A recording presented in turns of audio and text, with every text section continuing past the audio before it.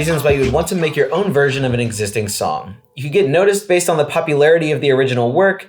There are plenty of sync opportunities that could arise as music supervisors often look for covers that are cheaper to license than the original, and you can simply do it for artistic reasons. However, if you want to distribute your version, there are some simple rules that you need to follow, whether it's a cover version, an edit, or a remix, so that your release can stay online. In this video, we'll explain the difference between a cover version, remix, and edit, and we'll give you everything you need to know to distribute each of them to streaming and download platforms worldwide.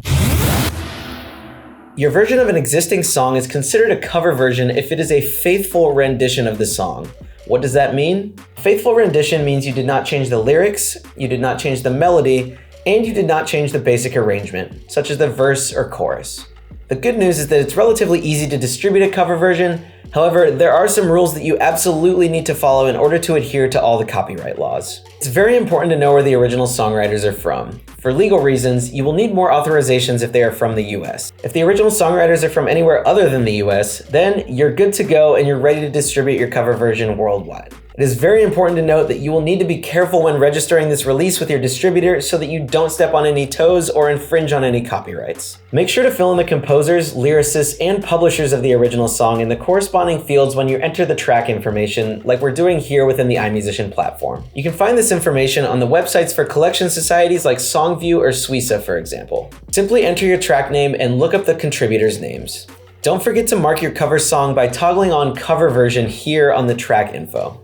If the songwriters are not from the US, you don't need to collect explicit authorization from them before uploading, but note that legally speaking, the original rights holder still reserves the right to request the takedown of your cover version. If the original songwriters are from the US, on top of registering the song as a cover and indicating the original contributors, please exclude North America from the distribution territories or get a compulsory license from websites like Songfile.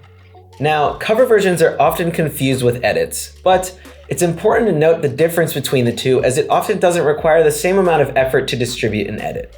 If you're curious what exactly constitutes an edit, here's the breakdown. It is considered an edit if you edited, cut, or changed the lyrics, edited, cut, changed the melody, or you changed the basic arrangement, meaning you moved the verse or chorus around, or changed the genre.